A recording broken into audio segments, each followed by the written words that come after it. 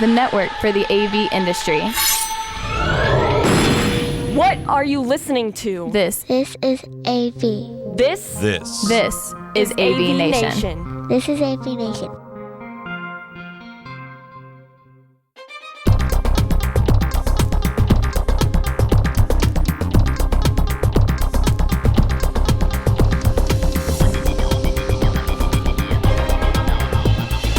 EdTech is, I'm not going to say it's a brainchild of mine because it's not. It was born out of my involvement in the Technology Managers Council, which you guys are both on, and unfortunately our brethren was not able to be here. Scott Tyner, he is stuck up in maybe he's not stuck, but he's at his home base in Maine.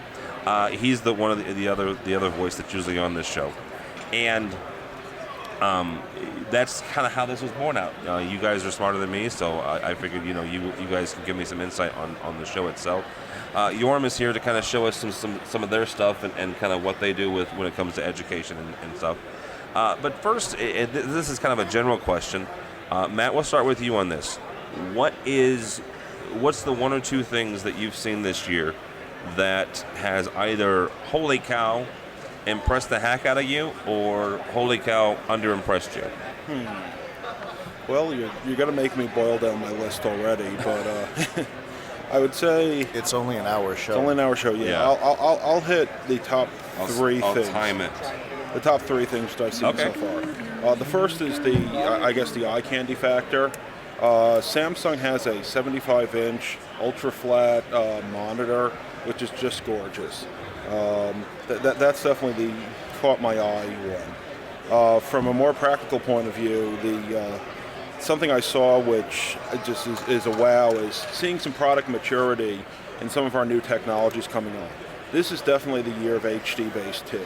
Crestron has flipped the switch on, so their DM line uses it. Panasonic will be shipping a projector in October, which you can go right in with HDBaseT. Mitsubishi has a display coming down the pipe. It's really good stuff. You're seeing a lot of products where you can start mixing and matching your endpoints.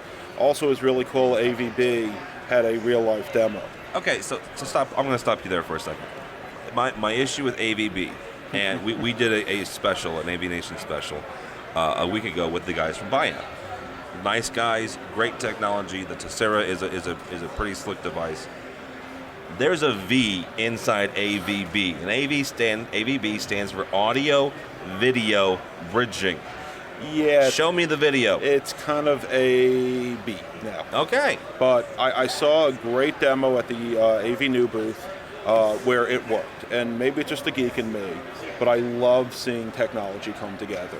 You had 5-7 different manufacturers who all were showing their own different technology, but it was interoperating. And that's cool. And that is something which our industry kind of has been lagging a little at. And that was really, for AVB this year, what was neat for me. I don't see us adopting it for 5-7 years easily. And I'm with you. Until the V comes, it's Cobra Net 2.0. Yeah. But at this point, it's neat to see technology demos, and that's what. I do want to hit on one last product before you cut me off, because this may be maybe an exclusive for us because it's being shown, but it's not actually an announced product. For those of us who are Crestron fanboys, which our show is a little heavy on at times. Everybody but Greg, and we're getting him. They have a DMCO card, which is basically the output card for their matrix switches, the DMCO 770, which is a streaming output card. For those of you who are familiar with their Capture HD, effectively this is a card which is the Capture HD, which you plug right into your DM matrix. And you can take any two signals and basically put them into a streaming webcast. And it's basically taking their Capture HD and putting it into a card frame stocks. And I think this is going to be huge, because I can look at systems we already have where I have capacity left on my output side, where I can just slip this card in after it ships, and all of a sudden I have a room which is now a lecture capture or streaming room. So I was told maybe by the end of this year it's one of the infamous Crestron TBDs, which means sometime between now and the future. But It's definitely neat. I'll get to my TBDs in a second. Mr. Brown, what's 2 or 3 things that you've got that wowed you or you? Let's see.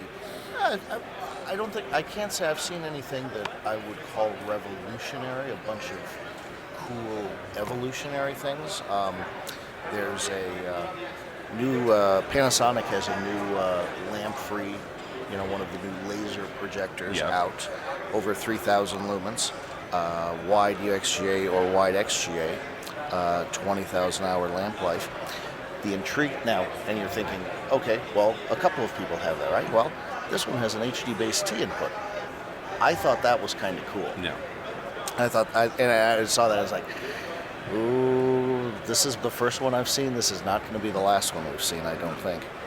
The other thing I thought was kind of cool was Altenex has a little extender box, that Cat 6 extender box, HDMI, infrared, and power in, across Cat 6 to another box. And you're thinking, well, that's just HDBaseT, right? Au contraire. The receiver box has a 110 volt outlet on it. It's not HDBaseT, it's proprietary. Well, why would they do that then? The idea is you run a Cat 6. It's I believe, shielded Cat 6, but a generic shielded Cat 6. Mm-hmm. And then you can hang something like a monitor anyplace. Okay, it's only 150 watts. It's not a lot of power. The PoE part makes sense to me, but why wouldn't you just incorporate that into an already existing developing standard like HDBaseT? Because this is more power. Oh, okay. HDBaseT is lower, and I don't think there's a. I'm not sure there's a power spec on it. It does provide some limited, from what I understand, PoE, but you're actually, if you're talking 150 watts, you're exceeding PoE plus. Oh yeah. So you're getting into much higher power throughput. Let's see. That was their point. It was proprietary. The displays that we have now don't require that much power. And then in fact they're requiring less and less, right? Yeah. But it's 120 volt IEC plug on the edge, also, in addition to the higher power. So it's just Velcro the box up to the wall and hang the monitor, and you're good to go. I thought it was a cool implementation. It is, but it's a little different. The implementation is cool. The idea is cool. I'm just the more that we standardize this whole video over twisted pair thing, I wonder at the wisdom of making something proprietary like that. I do too, and it's a debate I've had with a company in my area, but who's not here? But we'll talk about that in a second. Yeah, but they could be listening to this later. They're not. They don't even know what a podcast is. Ooh. They don't even know what a computer is. How about that one? Yoram Solomon is from Penview. How are you, sir? I'm good. Thank you for having me. Before we get to your stuff, is there anything here besides obviously your guys' stuff that kind of wowed you or made you kind of step back and say, that's kind of cool? Beyond Panview? Yes, beyond Panview. I'd have to dig deep, but no, actually, interactivity is I love Vice President. And he's humble, too. Yes, and by the way, you can call me Doctor. But to be serious, interactivity, I was here last year and I was here the year before, and every year you see more and more, whether it's TVs, projectors, they all just add interactivity. Yeah. The elevator pitch of what is Panview and what do you guys do? Okay, so first of all, press floor 6 for me. And Panview, there are 80 million projectors right now installed in the world. And what Panview does is it adds interactivity to those projectors who are already installed. Okay. We see a lot of interactive products you need to buy, things that would cost $2,000, $3,000, $5,000, $15,000. And it's really about how do you use what you already have, especially when you think about schools. Schools have to let go of teachers because of budgets. And so it's hard for them to accept new technology if it's so expensive. So what we're trying to do is tell them, you have projectors, use them, we'll add the interactivity to that. So that's what Panview does. That's actually, not only is it, okay, so first of all, it's a nice thing to do, but it's actually kind of smart because, and that was not a pun intended, it's smart, because you're right. Everything else is technology. It is getting interactive. And so guys like the three of us are going to go back to our colleges and start installing the latest, greatest stuff. Some of that may very well be interactive. And so you've got let's say the new wing of UCLA, go Bruins, and it's got interactive. Well, guess what's going to happen as a professor? I'm going to walk into this new wing and say, I want that, and that's a way for Mr. Greg Brown to get it, less expensively than buying a brand new integrated interactive board. And the funny thing is, if you ask someone at the corporate side, enterprise, what an interactive whiteboard is, you have to cross the hurdle of interactivity with them. Yeah. First, why is interactivity important? You ask a teacher or a professor, they know what interactivity is. They know how it helps them. They know what an interactive whiteboard is. They just can't afford it. Yeah. So our goal was, you don't need to sell them on interactivity. They know what it is. They want it.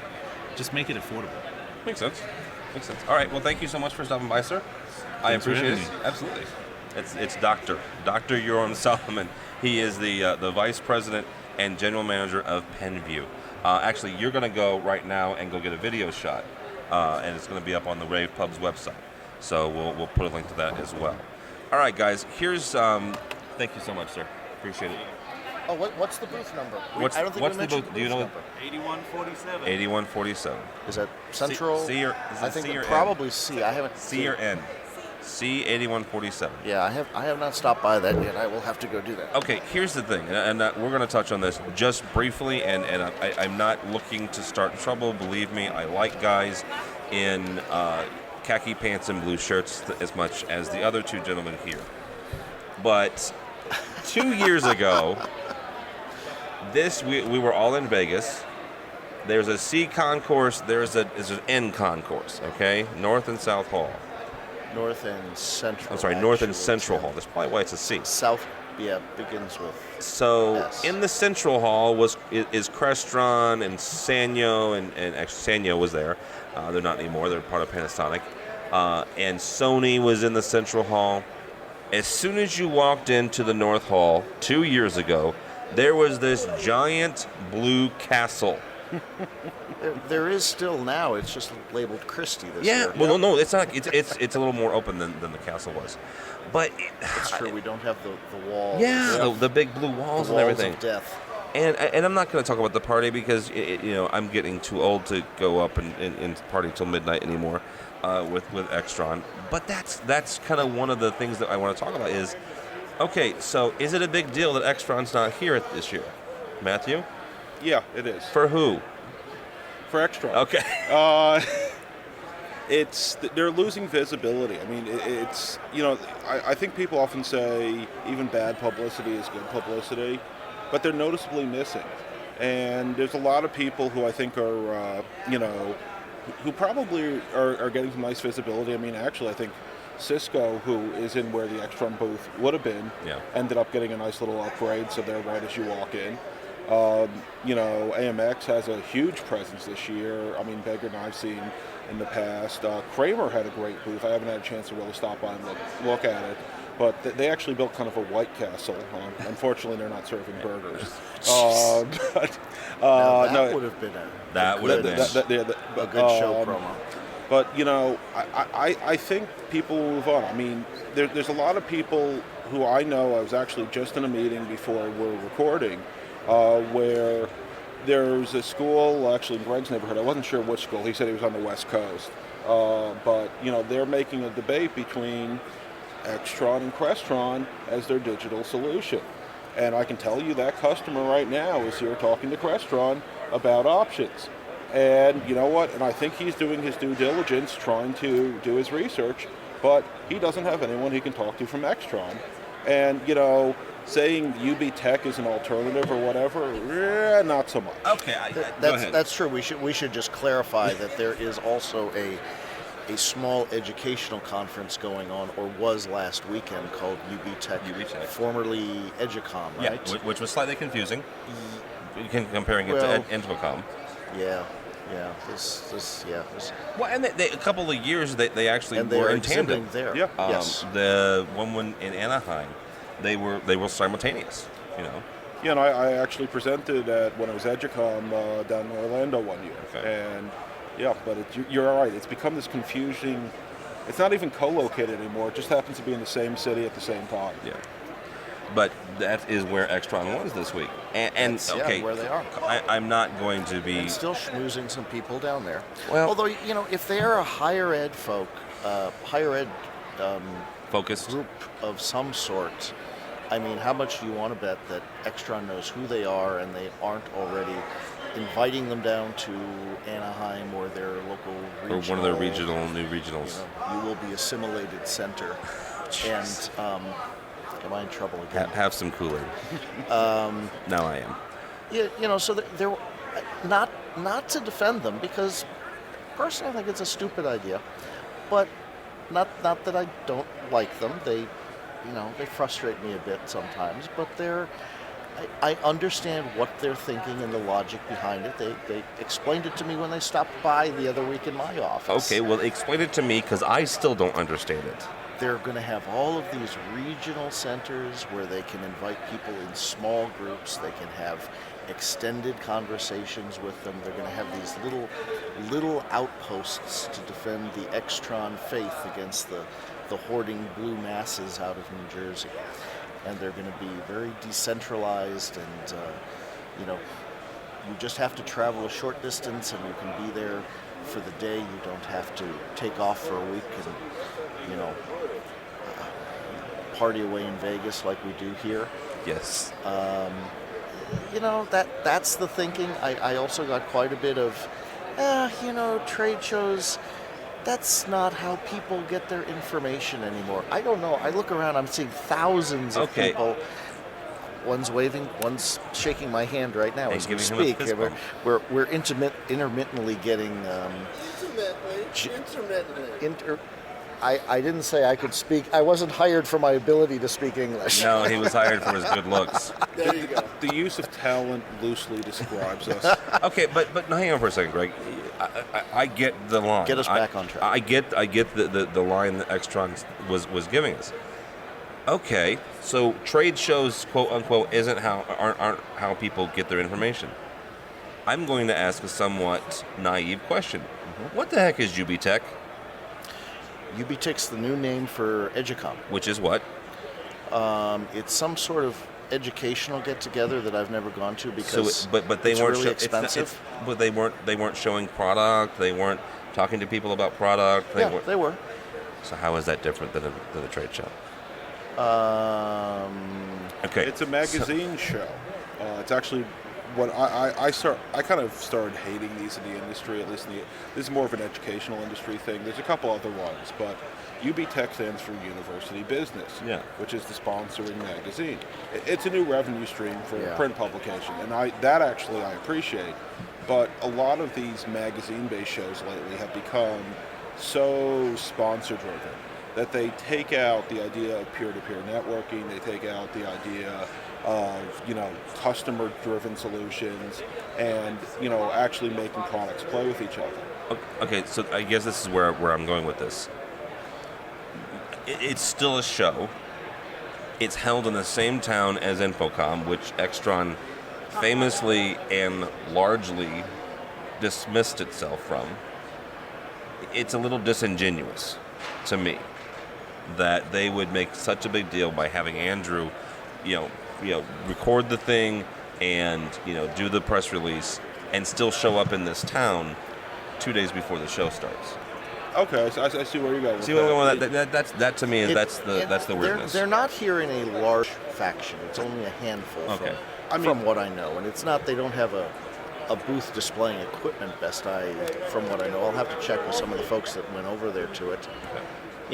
Here again, to get back to that same theme of EDtech, the one thing I don't like about a lot of the shows Matt mentioned is they are so darn expensive. Yeah. You got to spend what, $500-600 to get in the program and go to some classes and stuff like that.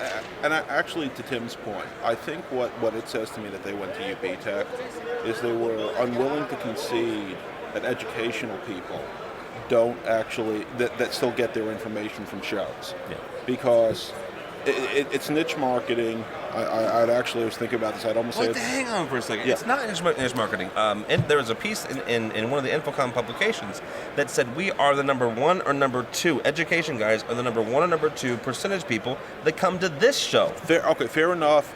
It's vertical marketing. Okay. Would you agree with that? Yes, that term? yeah. Okay. But to say that there aren't education guys in this convention center right now is silly. Actually, and I was in a Super Tuesday session, and I'm not even just going to say education, where we were in the Future Trends session. We did the head count, and they called us end users again. And boy, does that just ruffle me. But half the room was technology managers, people who specify, purchase, install, and support. And in anything, I think with InfoComm, some of our educational offerings may need to start shifting towards understanding that we're at the table too. So it's something I agree with you. We're here. And if they wanted, if they really wanted to hit the core educational market, they definitely should be, looking at this show rather than just going to EDtech and hitting, maybe 500, 1,000. I don't know how many people hit there. Where there's probably 5, 7, 10,000 of us here at this show. So easily 5 or 10,000. Yeah. If you extrapolate and say that we're 30% of the market or 40% of the market, okay, so we're 30% of 35,000, 40,000 people. Yeah. I'm not very good at math, so I don't know how many that is. It doesn't work that way because you got to figure in all the manufacturers. But yeah, your math's not far off. There's easily 5,000 technology managers here. So yes, this is where you want to go if you want to get that, hit education bang for your buck. Yeah. All right. It wasn't just that class. This was the first year on Super Tuesday we had that Technology Managers Symposium, which was a day long of classes for technology managers, and we had, I don't know how many we had. 150 from what the head count I heard, and okay. It was oversubscribed. They had to bring seats in, which was phenomenal. So that's Yeah. cool. Yeah. All right, so my 5 or 6 things that, and I apologize for getting off on that weird tangent about extra, but to me it's kind of the elephant in the room, and I'm glad we took care of it. This to me is the year of 2 things. First of all, it's the year of interactivity. You sure about that? Yes. I can't say it very well, but yes. Matt Scott's here from one of our 15 shows, 5 of our 15 shows. We're being heckled again. We're being heckled. I thought you said by a Canadian. We were going to have chain link or the we couldn't chicken afford wire that. up We so couldn't that they afford couldn't that. throw No. the beer bottles and stuff like a bad nice roadhouse? Blues Brothers reference, but no. Oh, okay. We have the gentleman here from PenView who allows you to retrofit projectors for interactivity. We've got Panasonic touch panels, Panasonic's projectors. You've got Samsung. You have all sorts of people around here. Casio, InFocus. Everybody here has a built-in interactivity. So, is this like having a 3D TV because it's all built in and we're not going to use it? Or is this really the year of interactivity, Greg? I think we're still in the world of all the manufacturers throwing stuff up against the wall and seeing what sticks. With a lot of those technologies, everybody's trying to do it. Wireless HD, that's something we came down to try and find or look at and see what was out there. Did you find any? Nothing impressive so far. So there's a lot of new technologies coming that I don't think anybody is entirely sure what to do with. I think the whole interactive as far as projectors or even stepping back technology-wise, the whiteboards or even now monitors. We just demoed the Sharp in my office, which is interesting. We liked it, enjoyed it. Everybody was still sort of like, great. Where do we put it? What do we do with it? Which has sort of been our dynamic all along with this sort of stuff. All right, Matt, not only are there built-in technologies inside, all these other projectors and these flat panels, but there are also overlays you can buy. Mm-hmm. So is this coming of age here? Yeah, I think I'll probably go a little bit more bullish on this than Greg has been. I'll tell you what it has to be is you have to be able to use your finger. The pens, the pen technology was a good kind of stopgap, but I think touch technology, and multi-touch in the future is really what's going to be it. I saw this great prototype product from a Chinese company, Vivitech, which never seen before. My Simco independent rep pulled us over there to take a look at them. It's a prototype. It's a retrofit solution. It's basically a frame which you put on an existing whiteboard that had a steel whiteboard, and it then works any projector, and you can just touch it. You don't need a pen. You don't need anything special. And I think that's where we need to go. It was kind of funny. We've been evaluating some interactive projectors in the office, and we're evaluating one right now, which has a pen. And I got an email from my boss, our executive director, and my boss, and one of our other product managers did an evaluation of it this week, and said, we're not buying this because the pen was just not a natural interface. And we previously had installed some smart boards, and smart boards are both pen or finger. Yeah. And they said, as much as there was a lot of good about this product, the projector itself was phenomenal. The not being able to reach out and touch it, and having just some clunky-esque interfaces for some of the overlays, and the fact that it's just not natural at times was a real holding back. But I think we'll see, and I'm going to actually pull out another big giant one, Microsoft with Windows 8. We're going to see a lot more coming with touch as Microsoft promotes multi-touch in their new platform. Go ahead.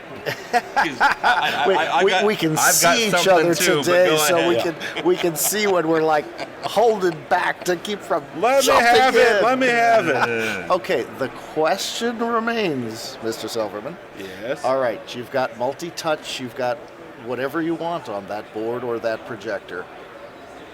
What do you do with it?